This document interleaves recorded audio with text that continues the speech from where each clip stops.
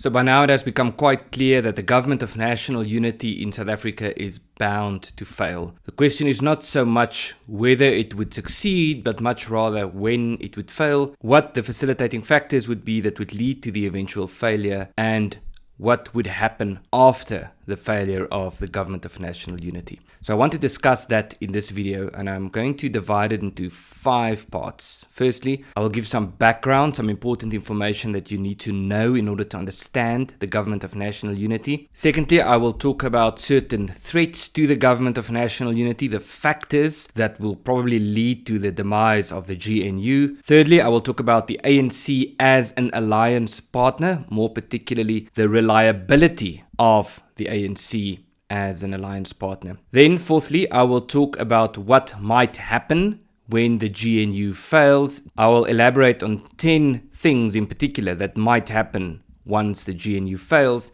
and I will then follow up on this with some broad concluding remarks. In terms of the background of the GNU, firstly, if you want to understand the government of national unity in South Africa, you need to understand the outcome of the 2024 national election. And this, to my mind, is best illustrated by this graph from Al Jazeera. And so I'm going to make a few remarks about this graph. Firstly, you will see by the numbers at the bottom that voter turnout has dropped dramatically from 89% in 1999 to 58% in this last election, which says to us that a lot of people are not just losing faith in the ANC as a party, but in political parties in general, that a lot of people are turning their backs on the political system in South Africa, which is an important point that I will get back to later on in this video. You will see that the ANC has dropped dramatically in this last election to just about 40%. You will note that the DA, the Democratic Alliance, as the official opposition, has gained some support as a percentage of the national vote, even though they actually lost support in terms of real voter numbers. The increase in support as a percentage is, of course, the result of the fact that so many people have not voted in this past election. So even though they had fewer numbers, as a percentage of the collective, they grew. This decline in support for the ANC was partly or largely as a result of the split of the MKP, the MK party, or the Umkhonto we Sizwe party, that left the ANC and took nearly 15% of the vote. You will see that the EFF, as the notorious radical movement in South Africa, have lost some support in this last election. But what is quite important to recognize from this graph is that if you count the ANC, Umkhonto we Sizwe, and the EFF together, you will see that they have about 65% of the vote, which is pretty much what the ANC has had over the last few elections since 1994. Why is this important? Because it raises questions about the extent to which, as some liberal movements have been arguing, the middle ground in South Africa could be united. It raises questions about the extent to which people are generally socially conservative and could be united on the basis of values as opposed to ethnicity and identity. It is quite clear from the outcome in this election that about 2/3 of people in South Africa vote for radical parties. And at least if you measure them by their voting patterns, these people are not moderate. Now, the question then becomes, why does the ANC not govern with the MK party and the Economic Freedom Fighters? Why did it choose to include the more liberal Democratic Alliance in the government of national unity? This is an important question, and it's important to understand the reason for this. Firstly, it's very clear that the MK party and the EFF are ideologically much closer to the ANC in terms of their support for policy ideas such as expropriation of property without compensation or just simply confiscation of property, support for ideas like national health insurance, the Bella Act, which seeks to take control of Afrikaans schools by taking the power away from school governing bodies and giving that power to the state or the government, and many other radical policy ideas. Also, it would be a mistake to simply regard the EFF as an enemy of the ANC, because the ANC, many of the leaders within the ANC, including President Cyril Ramaphosa, have made it quite clear over the years that they would like Julius Malema, the leader of the EFF, to rejoin the ANC, and they would like the EFF to become part of the ANC because, as Ramaphosa has said, they can see that Julius Malema is still a member of the ANC deep down in his heart, despite all his criticisms. This is because ideologically, the parties are quite close to one another. I feel the ANC has lost in Comrade Julius. The ANC will be better off with him inside the fold. We would love to have Julius Malema back in the ANC. He is still ANC down deep in his heart. So we would like to have those who are in the EFF back in the ANC, because the ANC is their home. One day I will bring back my boy Julius Malema. Yes. I'll bring him home to the ANC. And he is our child too. Now, why didn't they decide to work with the EFF and the MK party to form a government of national unity? This is because the ANC has, over the years and in its history, taken a very strong line against rival movements. Back in the 1970s and 80s and early 1990s, the ANC claimed to wage a war against the apartheid government led by the National Party through its military wing, which was called Umkhonto we Sizwe, when what they in fact did was to get arms and ammunition from the Soviet Union and support from other communist countries all over the world to wage a war not against the National Party, not against the government, not against the police or the army, but against black rival parties or factions, especially the Inkatha movement, which later became the IFP, the Black Consciousness movement, and AZAPU. This is because in the ANC's frame of reference, they regard rival parties competing for the same support as a much more serious threat that has to be eliminated than parties or movements that work for the support of constituencies that wouldn't have supported the ANC in any case. And so, even though the EFF and the MK party are closer to the ANC ideologically, a risk of including them in the government of national unity could be that it gives them more power, which means that it would strengthen the rivals or the competition of the ANC as opposed to the opposition of the ANC.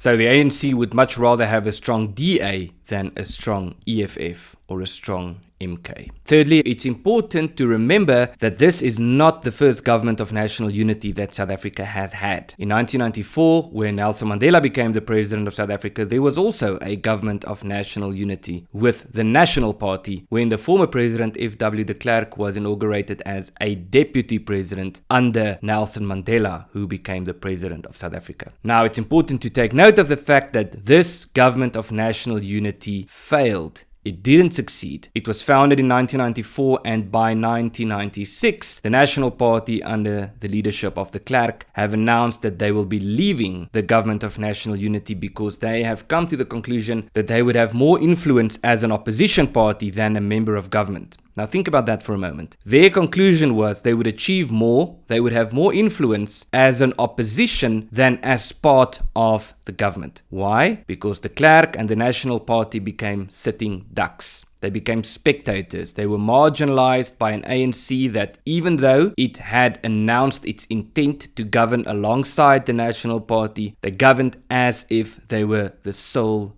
ruling party. And so it's important to take note of history because it does seem that history is repeating itself. Now let's go to some of the most important threats to the sustainability of the government national unity that we have in South Africa today. Firstly, the parties that form part of this government of national unity do not have what you could describe as ideological consensus. The ANC, as the leader of this GNU, is a party very clearly and overtly committed to Marxist-Leninist principles. The DA, as the second biggest party, is a liberal party. Now, internally, the DA has had some faction fighting among what you could describe as the classical liberals as opposed to the progressive liberals, but broadly speaking, the DA remains committed to liberal ideals as opposed to Marxist or Leninist ideals. This is important because it plays out in the way these parties think about economic policy, about things like what ought to be done to grow the the economy, when firstly the DA seems much more concerned about growing the economy, while the ANC is much more concerned about redistribution of property, according to Marxist-Leninist lines, which of course damages the economy.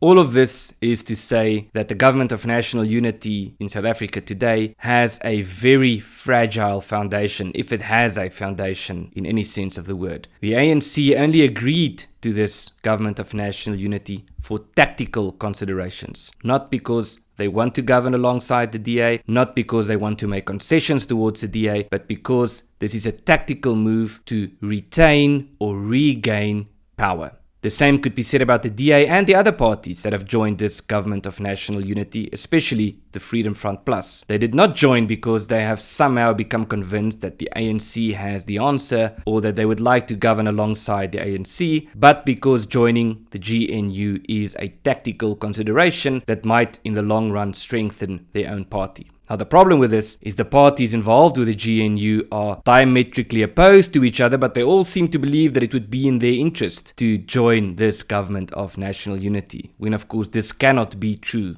for everyone. It can only be true for some, if not for none. As a result of this, there is no coherent policy framework within this government of national unity. What we see playing out in the government of national unity is ideological arm wrestling. But in a certain sense, not so much ideological arm wrestling, or not predominantly ideological arm wrestling, but tactical arm wrestling in terms of what could be done by the different parties to strengthen their support base. And so we have seen this play out with a variety of policy issues that were very alarming over the last few months. In fact, so alarming that one should ask the question, what is the DA still doing in the government of national unity? What is the Freedom Front Plus still doing in the government of national unity if the ANC has already been able to steamroll so many destructive policy ideas through this GNU against the will of the opposition parties who are part of this government? One well-known example of this, of course, is the Expropriation Act that was signed by the president. That's a piece of legislation according to which the government seeks to take control of property rights, according to which the government seeks to empower itself to be able to expropriate private property without compensation, or to confiscate private property. But that's just one example. Another example is the Bella Act, which is probably the most destructive piece of legislation on the South African law books since the ANC took power in 1994. It's a piece of legislation that proclaims to intend to strengthen the education system, when really all it does and all it seeks to achieve is to destroy the well-functioning schools in South Africa by giving the government the power over school governing bodies, when the power over governing bodies used to be vested in local communities. It's also quite clear what they want to achieve with this. They want to target Afrikaans schools, to take away the authority of governing bodies of Afrikaans schools to decide on their admissions policies and their language policies. So this piece of legislation will achieve nothing to strengthen the education system in South Africa, but it will do much to damage education in South Africa. And even though the opposition parties were against this, they did not leave the GNU when the ANC pushed this through. But again, that's just one more example. There's still the national health insurance debate, the ANC trying to implement a more socialist health insurance scheme that, of course, by no stretch of the imagination would strengthen the health system in South Africa, but would do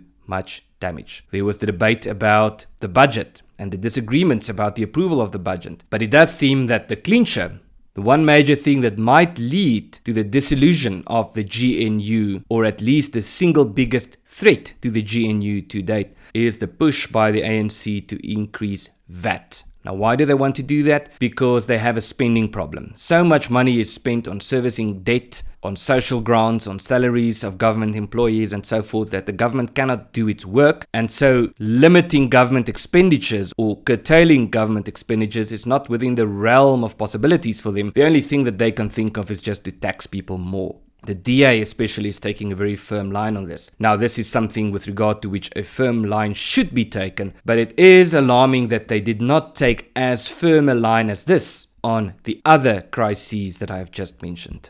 Now let's talk about the extent to which the ANC could be regarded as a reliable alliance partner. Now this should have been answered to a large extent already in this video, but there are certain things that I would like to highlight about this. And I reference here a piece that was recently published by Tiens Elof about many of the things on which the ANC have backtracked since the establishment of the Government of National Unity. So firstly, when the Government of National Unity was established, it was combined with a declaration of intent signed by the parties, which could be regarded as some form of an agreement as to how this Government of National Unity would function. It was important for the ANC to get this declaration of intent up to a point where the parties agreed, because they wanted to ensure that Cyril Ramaphosa would be voted in as president of South Africa by these parties. They needed the DA's support to get Ramaphosa to become the president, and in order to get this support, they were willing to make certain concessions and to agree upon certain things in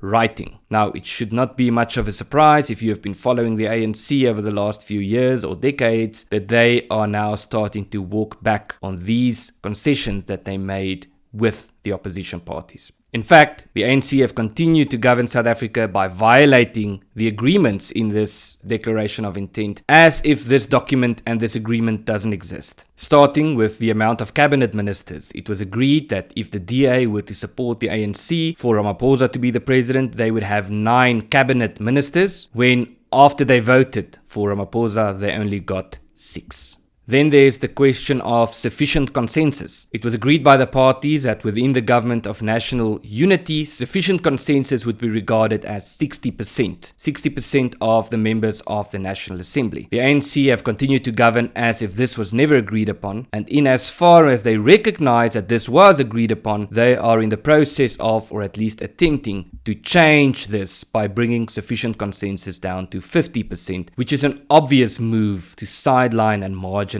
the DA as the official opposition. It was also agreed upon between the ANC and the DA that bringing new parties or additional parties into the GNU cannot be done unilaterally, but has to be agreed upon between these parties. However, when Ramaphosa started experiencing some backlash as a result of internal fighting within the ANC, as a result of its cooperation with the DA, he started reaching out to other political parties, inviting them to join the GNU without discussing this with the DA. Now, these are just some examples which of course you need to see within historical context. Looking back at the Government of National Unity that was formed in 1994, that failed in 1996, it was the exact same problems. It was a Government of National Unity that declared or proclaimed to be a government including several parties that would govern together, when the ANC, even though it was led by Nelson Mandela, simply governed as if these opposition parties didn't exist and weren't part of this government. It's the same thing playing out now, and it would be a big surprise if this Government of National Unity were to survive the 4 years of its term. In fact, if it were to survive, it would not be because the ANC has decided to change course, because the ANC has decided to involve opposition parties much more in decision-making processes, but because the opposition parties were too weak to take a strong stance against what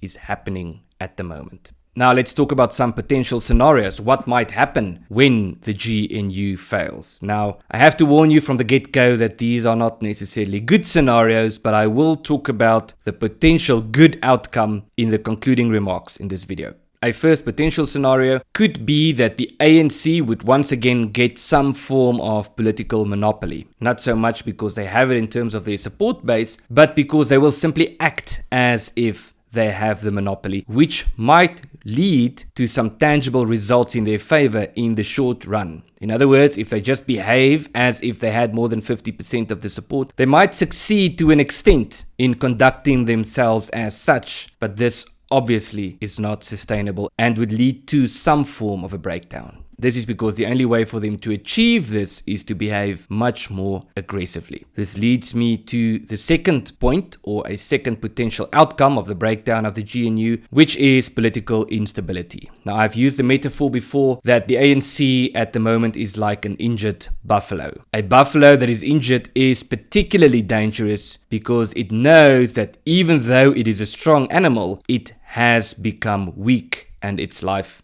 is under threat. This is how the ANC is already behaving and how they will most probably continue to behave. The result would be political instability. The ANC would not succeed in governing as if they are the sole party, even though they would very much like to do this. They want to govern in a dictatorial fashion. They don't want to govern alongside the DA, but they also don't want to govern alongside the MK party or the EFF, or many of the opposition parties for that matter. But it doesn't have the support to act in a dictatorial fashion, but they will still try to do so. Then the third potential outcome is that it would bring ANC faction fighting to the fore. Now, faction fighting within the ANC is not a new thing. It has been there for decades and it is still persistent. Currently, there is the threat to Ramaphosa's leadership in the form of Paul Mashatile, the deputy president, who sees himself as the next leader of the ANC. There's already internal friction with someone like Mashatile speaking with the EFF, MK and other opposition parties, and ANC members, or the more radical ANC members, using this government of national unity and the cooperation with the DA as a case against Ramaphosa's leadership. Probably mostly just for the sake of getting power for themselves, that the ANC should much rather govern alongside parties like the MK or the EFF and so forth. But much of this internal faction fighting, and this is important to understand, is not so much because of policy issues or internal debates about what the ANC should be doing. It is about personal ambition and the desire for power. Now, if you don't know much about the ANC, you might think that this is a good thing because clearly in terms of leadership, the ANC is in trouble and the whole country is suffering as a result of this. But I can assure you that it isn't. The ANC is a deeply corrupt party that has, even though they claim to be committed to Marxist-Leninist principles, lost much of its ideological depth and is pretty much trying to cling to power as long and as hard as they can. Not just the party itself, but also the individual leaders within the party. It is a party rife with corruption and power-hungry political elites that have become completely detached from the realities and the people on ground level. This brings me to the fourth potential outcome of the dissolution of the government of national unity, which is an increased loss of public trust in the political system and voter apathy. Now, I've mentioned before that this is already a very serious phenomenon worth taking note of, that people are turning their backs on the political system. Now, there's a recent poll by the Institute of Race Relations that have found that under the government of national unity, the DA has gained significant support. Now, it's quite obvious to me that this is not because the DA has taken such a strong or a firm line during the government of national unity thus far, but because people are so angry and frustrated with the behavior of the ANC. It is much more probable that people would stop voting in higher numbers than simply that people will opt to vote for opposition parties. And even in as far as people start voting for opposition parties, this is not so much because they have a lot of faith in these parties, but because people are increasingly becoming reluctant voters, voting in elections even though they don't really appreciate the party that they are voting for, but that they regard it as the least bad of all the options at their disposal because they are losing faith in the system as a whole.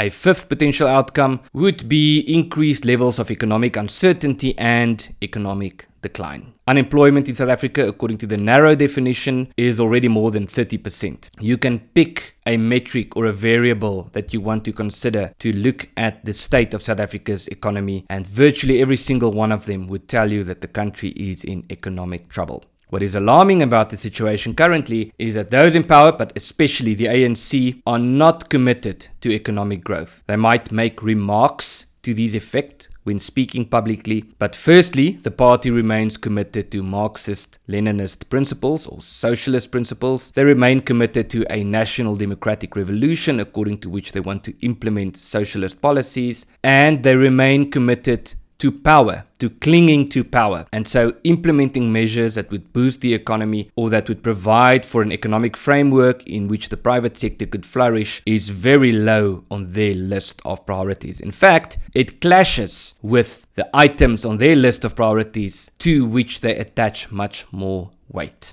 This leads to the sixth point, which is a further decline in service delivery. South Africa is already struggling with load shedding, with water problems and so forth, and there is no prospect that this would be fixed in the short run, especially if the government of national unity, that includes parties that are much more committed to fixing service delivery problems, would dissolve. The seventh point is increased social unrest and instability in that sense of the word. We might see a repetition of the violent outbursts that South Africa witnessed during the year 2021, especially in KwaZulu-Natal and in parts of Gauteng. Now, these outbursts were sparked by supporters of the movement that eventually became the MKP, or the Mkhonto weSizwe Party, when they felt that they had nowhere else to go. And so we might find ourselves in that position again when opposition parties, especially the more radical parties such as the MK party in particular, feels that they have run out of options in gaining political power. It's highly unlikely that the DA would try to encourage such type of unrests. It's highly unlikely that the EFF would succeed in such type of unrest, at least on a major or on a large scale. But it is likely for the MK party to do this. And it is also not just likely, but highly probable that the ANC would do this if they find themselves losing significant support and as a result losing political power. In fact, there's a high probability of this happening before the end of the year 2024. The eighth point is increased international pressure. Now, it's quite evident that there is a growing trade war between the East and the West, more particularly between China and the United States. South Africa is very dependent on the United States economically, but the ANC especially would very much like to be exclusively dependent on China. The ANC regards itself as an enemy of the West, even though economically it is very much intertwined with the West as far as trade is concerned. Now, combine this fact with the significant increase in pressure that South Africa has experienced from the United States under the leadership of Donald Trump, pressuring it about race-based laws, about the targeting of property rights, about ignoring farm murders and so forth, which makes it quite clear to us that if the GNU fails, there would be a significant increase in pressure, especially from the West. But other than that, there are also some regional factors that ought to be considered, such as instability with Mozambique, the problems on the border between South Africa and Mozambique, and also the very interesting development happening in Zimbabwe, where the president of Zimbabwe has recently declared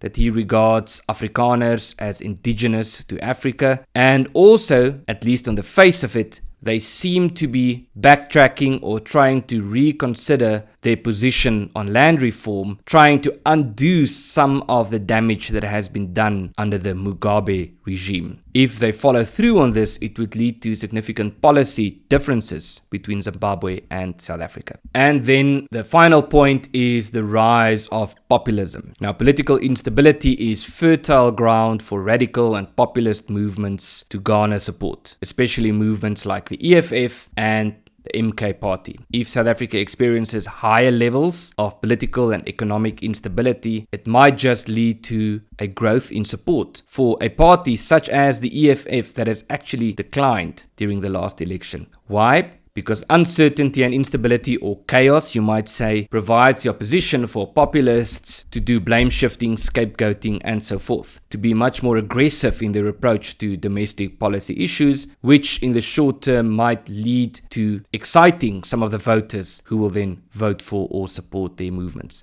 So we might see an increase in populism among movements such as the EFF, the MK party, and the ANC. And don't forget about the other parties who are already part of the government of national unity. Okay, so where does all of this bring us? It's quite clear that the ANC is fundamentally and at its core a deeply dishonest and unreliable alliance partner. It's quite clear that the opposition parties who are part of the GNU are severely frustrated with the situation, and that the levels of frustration are worsening as opposed to getting better. It seems, from historical examples and from where we are today, that the most probable outcome would be that the government of national unity would not survive. If it does, once again, it would most probably not be because the ANC has changed course, but because the opposition parties were too weak or too afraid to take a stronger stance against what the ANC is doing through the government of national unity. It's also quite clear that if this happens, at least in the short run, the outcomes would not be good. It's very difficult to foresee that the breakdown of the government of national unity would yield to short-term positive results in South Africa, as far as political stability, service delivery, the economy, investment certainty, and so forth is concerned. But, and this brings me to the overarching macro point, what is happening in South Africa is that people are starting to lose faith in the political system. And if your frame of analysis can only take place within the ambit of the political system that we have in South Africa, you have much to be concerned about and you have much to be pessimistic about. But if you are able to broaden your frame of reference, if you are able to recognize that perhaps this political system in South Africa is not sustainable because it is bound to fail for a variety of reasons, and that perhaps the only real tangible outcome to improve things in South Africa is to move towards something that is more sustainable. If you are able to do that, then you might find that there is reason to be optimistic. What do I mean when I say a different, more sustainable political system? I mean one that is much more decentralized, in which the government or the central government or the ruling party has significantly less power or authority. And I mean one in which local communities or cultural communities have much higher levels of self-governance. Now you might say, well, this seems unrealistic because those in power would certainly not favor a transition like this. In a certain sense, that's correct. But bear in mind that political transitions over the course of history have very rarely taken place with the blessing of those in power, but because the circumstances on ground level have become of such a nature that they were not able to ignore it. And so what we need to spend our time on, you might say, would have to take place on two levels. On the one side, we have to participate in the realities that we are faced with today. We have to engage with those in power, with political parties, on policy issues, and so forth. We cannot ignore these things because if we do that, it would be to our own detriment. But on the other hand, we have to become much more outspoken for a more sustainable political system in South Africa. South Africa has been struggling under ANC leadership since it came to power in 1994. Why? Because the system facilitated this. There is a lot that could be said about checks and balances, about measures implemented in the constitution according to which the government would be held accountable, but those in power were able to hijack these checks and balances to act in their favor or in their support as opposed to holding them accountable. So the way forward is through. We need to be involved with what is happening in South Africa. We need to be outspoken about that, but we need to be more outspoken about the desire to get to a place that is more sustainable and about what this could look like. This could take different forms, which is something that we will have to talk about much more in the future.